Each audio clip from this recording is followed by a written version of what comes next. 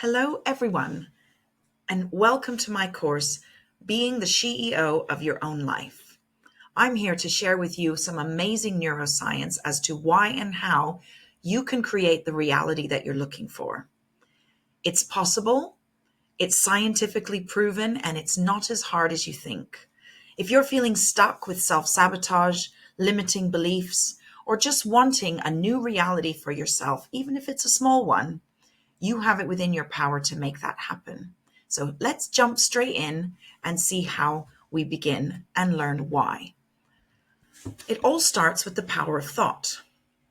Take a look at this beautiful picture here. We all dream of something greater and better for our lives, don't we? And do you think and do you believe that there's a way that what we think can affect who we are and what we have? You're not wrong. It's very true. You can. But did you wake up this morning and think to yourself consciously that you're going to create the future that you want today?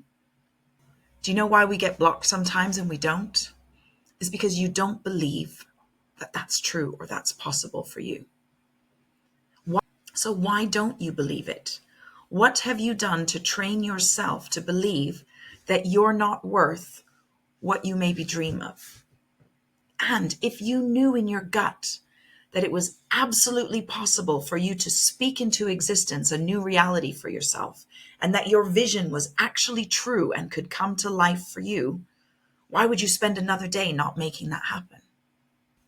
Your brain is a record of your environment, and your environment is influenced by the thoughts that you have.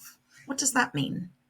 We're going to talk that through, and for the next 25 minutes, I'm going to give you the science to understand how your experiences shape your existence, and we can change that existence through the experiences that we allow ourselves to have. And it starts further back than that. Let's take it to a really practical place here, okay? So we're just getting up in the morning. We've woken up on the same side of the bed with the same person we've been with for a while, or maybe ourselves. Same alarm goes off, same smells in the morning, nice cup of coffee from your favorite cup, maybe the same breakfast you often have, and then you put on the same clothes for the same audience and people and scenario that you're going to face. Then you make the same journey into work, which then starts to influence your thinking. So that journey in starts to tell us how we're feeling about that day. And those feelings are worded thoughts. Okay, so this is my life. Here I am today. Here's another rainy day. Here's another day that I have to get up early. I guess that's who I am. That's my lot in life. That's what I've got. And most of the time we accept it and we make the best of it. But why should we settle for less than the best in our life? Then what happens from those feelings is we start to have permanent inner talk. Okay, this is my existence. This is my lot in life. This is what I deserve. Maybe this is all I can manage, or it's what I have to deal with, so I may as well just get on with it. Now, what happens is when you tell yourself those things, it starts to cement in your brain. Let me start down here with number one. When we repeat the same thoughts, which evoke the same behaviors and actions, which then creates a cycle to reinforce existing beliefs and patterns about ourselves. Is that making sense? Number two, then, we move into wanting something different. We want a new place to be, and we secretly hope and expect that by carrying on our journey, but having some ambition, that that's going to happen for us. But what's the definition of insanity? This illusion of change is doing the same thing over and over again, but expecting and hoping for a different result. Well, that's never going to happen if we're stuck back at number one. If we're telling ourselves that's who we are, and that's the card we've been, that's what we're going to get.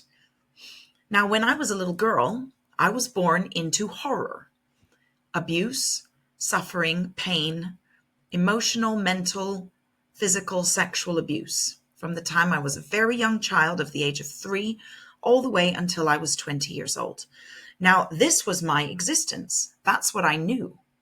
But I look at myself now not as a survivor, because I didn't just cope and coast with surviving.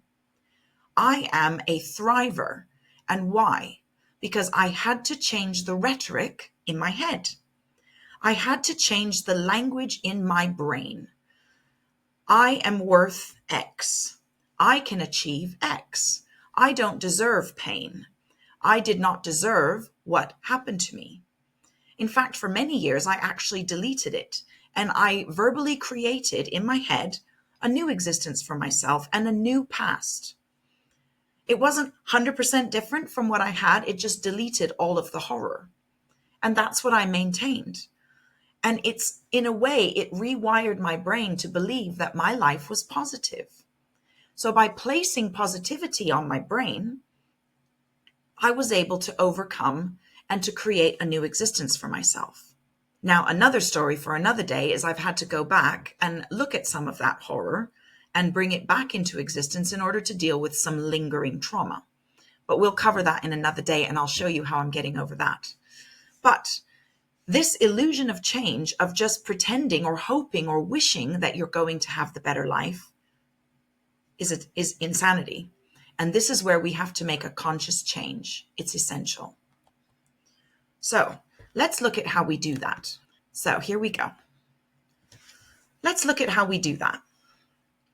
Firstly, our brain is a record of our environment. It's an artifact, for example. So let's look at how we do that.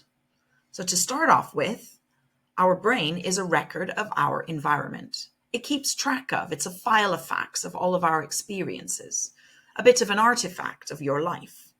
Yeah? And that is what has shaped you. That's made you the person that you are. Or I'm going to raise a question. Does your environment control your thinking? Or does your thinking control your environment? Interesting. Now let's just pause and consider what environment means in this context. All external influences that are coming into your world, such as the horror that was put upon me, that was an external influence into my life. Now, it became my reality because it was very physically influential in my life. It was happening to me. But let's take another example. Things we understand, things we do, the work we choose, all of that provides additional influences into our day-to-day. And it becomes an existence of what we know, and we live in it. And it is what we've created for our life, and we do it day in and day out. Yeah, and there's a language attached to it. And remember, language is a file of facts of pictures, feelings, emotions, beliefs, experiences, all put together in a word. And that word sits in our brain, even if there's no letters attached to that word. Okay, so they can be impressions, emotions, and feelings. And they are real because they shape the neurological attachments of what is us, what is Tirza. All of those experiences make me. And I can talk about them, and I can express them, and I can react to them when they come at me because I understand them, because I've lived them. But if I continue to talk about them, they become my lived existence inside my internal world. Now, the thoughts that we think and the emotions we feel and beliefs we hold on to make us inside. It becomes our internal existence. And this internal world influences then our actions and choices and what we choose to do, and the limitations we put on ourselves or the possibilities we allow ourselves to explore. If you tell yourself that you're the new Napoleon, pretty soon you will be. Because your brain believes what you tell it in those words. If I had told myself I'm nothing more than a person who is set on this earth to be someone else's servant, to be someone else's punching bag, and someone else's girl to take advantage of, then that's what I would have maintained being all of my life. But no, I said, this is not my path, these are not my stars, and I am going to change them. So I spent time, here we go. So I had to make the effort to think beyond my environment. You have to do that if you want a different reality for yourself. Now, how does that look? To truly change our world and what we're living in, we have to think greater than what we know. Now, that's almost impossible, we might think, because how can we think about something if we don't know it? How can we envisage something that we don't know it? Well, Martin Luther King did, Mahatma Gandhi and Nelson Mandela did. The existence of equality and the existence of human rights wasn't really in their sightline. It wasn't happening in their world at the time. But in their mind, they envisaged that there could be a world like that. So they spoke it into existence. I was never supposed to be director of departments for education and train head teachers and professors all across the UK. That wasn't supposed to be in my cards when I was born. But I was like the bumblebee. Have you ever heard of the theory of the bumblebee? According to aerodynamics, the bumblebee shouldn't fly. Its body is too big for its wings. But the bumblebee doesn't know this, so it just keeps on flying around. That was me. I was the bumblebee. And it's called mind over matter. Okay, now your mind, and we're going to talk about it momentarily, but your mind consists of your brain and what's inside of your brain, right? The mind is the brain in action. So, can you believe a future that's not alive in your senses yet? Well, because your senses is your brain, but your mind is your imagination and the possibilities of what you can imagine and what you can dream and what you can have. So, do we have the ability to look beyond our environment and to change what we imagine for ourselves and then make that a reality? To envisage different possibilities and create a future that is not in our existence yet? Neuroscience says it's possible, and I proved that it's possible. I was not an abusive mother to my children. I did not give them a sad life. I did not live every day thinking that all I deserved was to have abuse and pain. And many people who grow up in my situation do. And I didn't, because I was committed to say, no, I'm going to take this forward. And this goes through all of your life, whether you want to change something small, something big, you want to lose that weight that you're looking to lose, you want to get out of a toxic relationship, you want to regain your power when it comes to the workplace, or feel more empowered to take that next step in your career, but you've got limiting beliefs holding you back. It starts with a vision, and it starts with a dream, and then we turn it into internal language and internal talk. So, focusing over to the neuroscience, scientists are telling us that our brains are consistently adapting and changing. The thoughts that we think and the emotions we feel and the actions we take all have potential to rewire our neural pathways. We've all heard of brain plasticity, right? Neuroplasticity, brain plasticity. It's possible and it's in your reach. And your brain has the ability to change and adapt throughout not only your whole life, but through different stages and phases. But it's in your power to make that happen. If you continue on a loop of doing the same thing over and over again, that's because you're not giving yourself the possibility to envisage, to create, to step into, and to be something new. That's where we move into conscious change, focusing on new thoughts, new beliefs, and new actions. We stimulate the growth of our neural pathways to create new patterns. And when we create the new patterns, we spark new learning. Now let's see what that new learning then does for us. What it does is it influences our personality. When I know something, then I act differently, don't I? So let's start with emotional knowledge. If I know that I'm strong, if I know that I'm beautiful, if I know that I'm powerful, if I know that I'm safe and not in a place where anyone can hurt me, then I become more confident on the outside. I become a person that is happy to be around other people and to take on a next challenge and to not be fearful of maybe some failure or some bumps in the road. And so that now becomes my new reality, not an afraid, shy, fearful, unknowledgeable Tirza, but rather the opposite. And then that influences how I think about myself. Oh, look, I can do it. And every success gives me better thoughts about myself. And then it reflects on how I act, and then ultimately back full circle how I feel. And I've created a new and present reality for myself, a new life.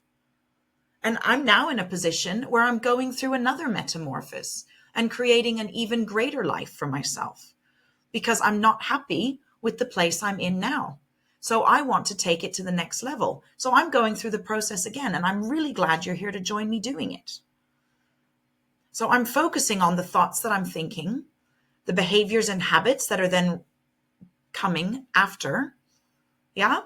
And then the emotions that I've sort of starting to memorize in my own head again about the new me and the new reality that I'm creating for myself. So here's where I challenge you. If you're interested to join me on the journey, these are 3 things to focus on to change your reality. Okay. Firstly, your thoughts. Identify the thoughts that you're having that are limiting you and keeping you in a rut. Replace them with positive and empowering beliefs. Okay. Secondly, I want you to think about your behaviors. What are you doing every day that's keeping you in that rut?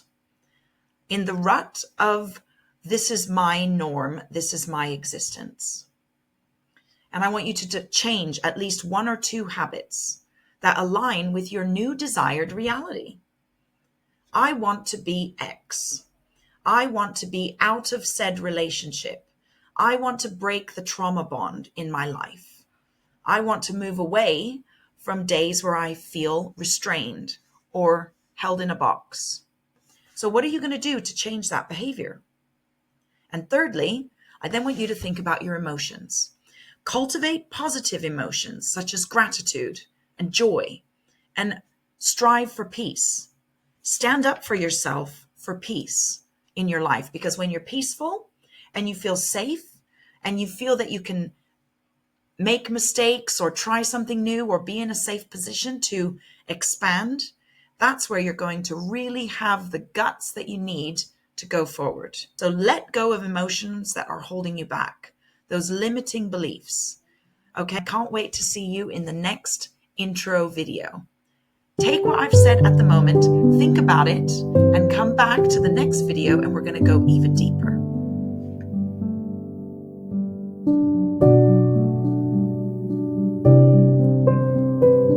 Hey again, welcome back, and thanks for coming back and joining me. So let's delve a little deeper into understanding this science a bit further. Neuroscience has a famous saying, and I'm sure you've all heard versions of it, but nerves that fire together, wire together. What does that mean for you in your aim to change your current state of affairs into achieving your best life? We're talking about patterns, things that we do daily, weekly, moment by moment, that ingrain in us an understanding of who we are. If we want to change who we are, we have to change that rhetoric. So we need to challenge those same thoughts, same actions, same emotions, same beliefs, because we're only going to get the same results if we let those remain. Right? So if we want that change, we have to become someone else or something else. And you can get there, but it's going to take considerable effort. And let me break it down for you, because it's possible. Don't be scared. Here's a breakdown of some key steps, okay, to make this easy, step by step. How do I become someone new? First, it's visionary thinking. I had to be so visionary in order to envisage something completely new for myself. I had a present for any birthday or Christmas. I never had weekends or times just to have fun. I always had abuse. I had to spend my life cleaning, caring for people, being punished, and the story goes on. How was I supposed to envisage a life that I didn't even know existed? I had to dream far beyond. Yeah, I had to think so far beyond my current reality and envisage the person that I was determined to become. I knew I was not born on this earth to be stuck in a space of sadness and horror. And when you want to make your brain work in a certain way, and you focus really, really hard on that way of what you want your brain to tell you that it can do, that's where you then move into mind. When you make your brain work in a certain way, now remember, you've got the power to make your brain work. That's called mind. So this is where we have mind over matter. The matter is our brain. Mind is telling the brain how to function. Mind is the brain in action, right? So we can tell ourselves different thoughts, different words. I can do this. And sometimes it might be so far out of reach. But it doesn't matter, because if you keep that long vision in your sight line, then you're going to work out the steps to get there. And that's our first module. So don't worry. In module 1, we're going to break that down really, really carefully for you and real easy. Okay, then we move into the transformation process. And it's through this journey of change that we discover our potential. How? First of all, we start with self-talk. Okay, we tell ourselves what we can be. Every day, believe a little more what we can be. Yeah? And we're causing our brain to fire in different ways, to wake up new neurons, to ignite new circuits, and make it start looking for other connections that make sense. Yeah? And then when we fire those patterns over and over again all the time, it starts to create a finite signature in our brain. And that turns into our personality. Okay? And our personality is who we are. We're not just born with a personality, we create it. We create it through our experiences, which then create what we know we can achieve and who we know we are. And then that's how we interact with the world. So if you start off with your experiences being influenced by what you tell yourself to go do, then that's what your experiences then tell you back who you are. So if you say, well, this is my lot in life, I'm not really destined to be someone who earns a lot of money or has the best relationship or has someone that gives them only love and care and peace, and you're stuck in a toxic relationship, or you think that this narcissist that you're with or this boss that's giving you sort of almost emotional trauma at work, oh, well, that's just my lot in life. Then your experiences are telling your brain that the personality you are is maybe weak or accepting or too modest or not standing up for yourself. And oh, well, that's who I am. But it's not. You can change that. There's one ingredient to making this whole process really easy, and it's something that I have relied on and I love, and it's knowledge. Knowledge and learning. Every time I learn something new, I am then again empowered. And when the brain experiences new knowledge, and when you really tell yourself and force yourself to focus on that new knowledge and learn it, then it has...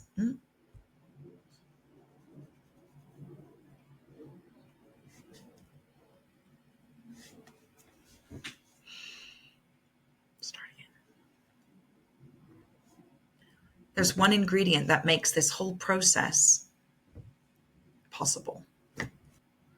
So there's one key ingredient that makes this process possible, and that is knowledge.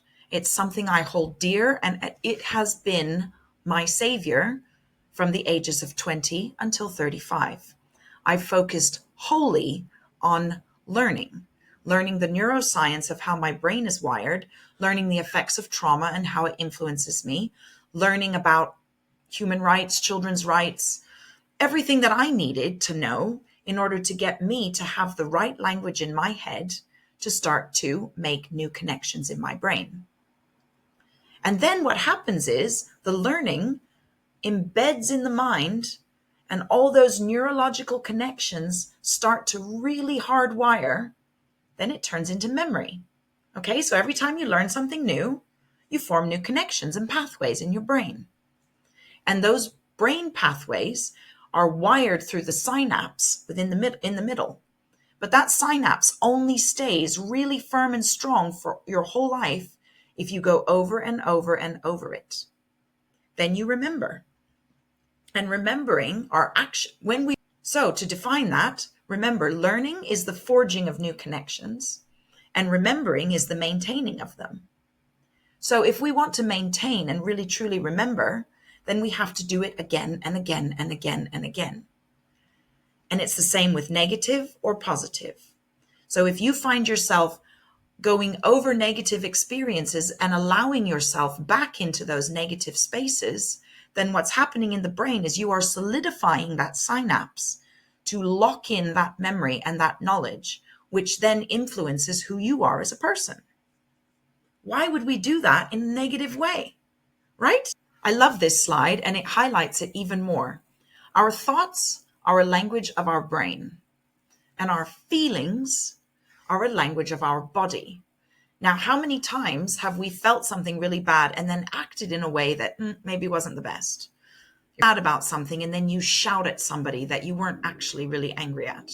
Or you start crying uncontrollably and you can't really focus your brain on anything because you're nervous. Yeah? And what happens in these positions of despair or sadness that we get ourselves into when we're in a space of trauma is the thinking and the feeling and the thinking and the feeling. Now, this could be high level characteristics and behaviors of trauma, or it could be low ones. You feel frustrated at work, and so you just have to stomp out for an early lunch. Or you feel angry after your paycheck comes in because you feel disrespected, that your worth is not being valued, or whatever it is that's driving you to despair and making you feel like you need a different existence. But then you go back to the habit of the thought of, oh, well, that's my life. Tough. Guess I won't be doing that extra shopping for those shoes I need this weekend. No, you don't have to accept it. If you're accepting it, is you are aligning that feeling to an internal concept and an awareness of who you are. And over time, you're conditioning your body to memorize that emotion. Yeah. And then it sits within your unconscious mind and it goes over your conscious mind. Your conscious mind was you agreeing with me right now when I said, no, you don't need to accept that. That's your conscious mind. But your unconscious mind is hardwired to accept it and to tell yourself that that's what you get. That's the life you have. And it just isn't possible, or it's too damn hard to make something different. Now, Joe Dispenza tells us that 95% of who we are and what's hardwired into those memories and into our personalities happens by the age of 35. And what we've done is we've created a habit, because whatever the body knows well over the mind, your conscious mind, is then a habit. You do it without thinking. You do it without any conscious thought, right? And then it becomes a set of memorized behaviors, and it locks you into the place that you have to be, quote unquote. And all of those emotional reactions and beliefs and perceptions and attitudes just run like a computer, and it just ticks you along in your life. And then you're stuck. And when you finally decide that you've had enough, maybe you're confused and you don't know where to start. On a serious note, let's focus on these negative thoughts, these self-depreciating thoughts, limiting beliefs. What happens in the brain is it actually sets off a different set of sequences in your brain. You turn on different connections through a different set of patterns that then wire the brain differently. New circuits are being created in your brain that actually different chemicals. Now, those chemicals that are ignited when you're feeling angry, sad, low, discouraged, unconfident, those are chemicals that we don't really want to have flying about our brain. But the same pattern that we've just talked about happens. They start to become cemented into our synapses.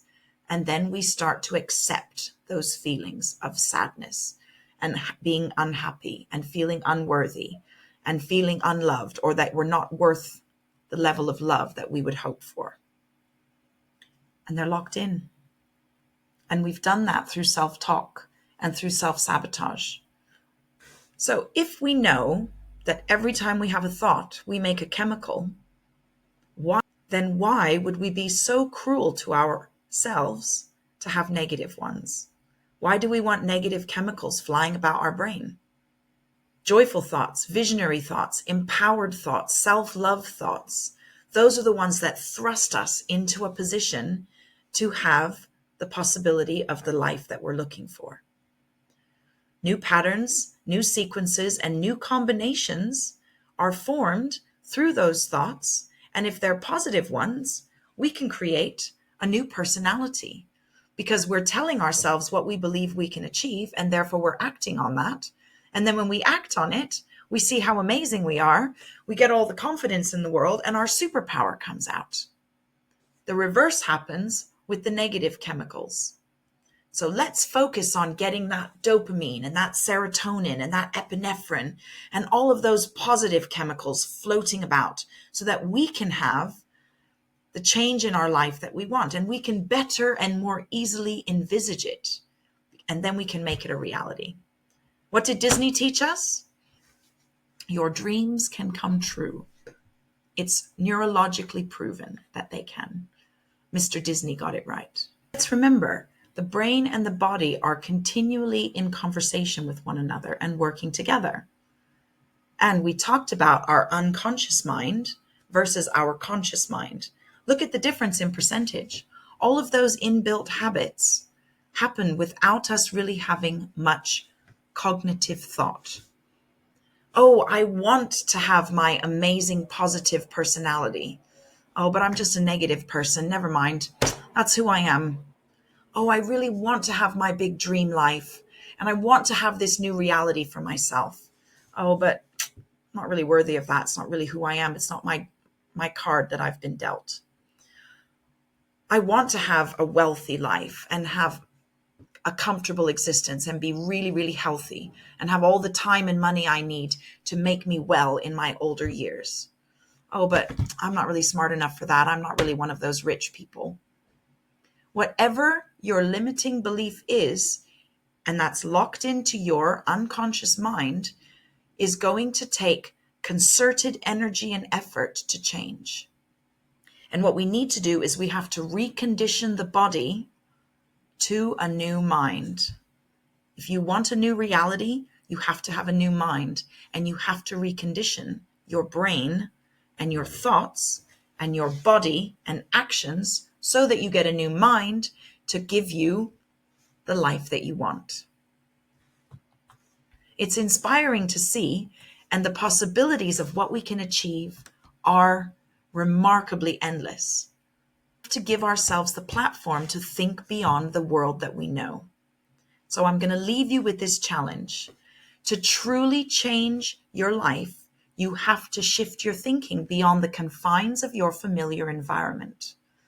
I want you to consider how you can embrace a vision of your life that transcends your current reality to accurately create the future that you desire. What does visionary thinking look like for you? Can you imagine a future that doesn't yet exist for your life, but something you desperately want? Write it down. Then you turn it into mind over matter. You focus on your desired outcome where you can influence your brain and align that with your vision. And neuroscience tells us that it's possible.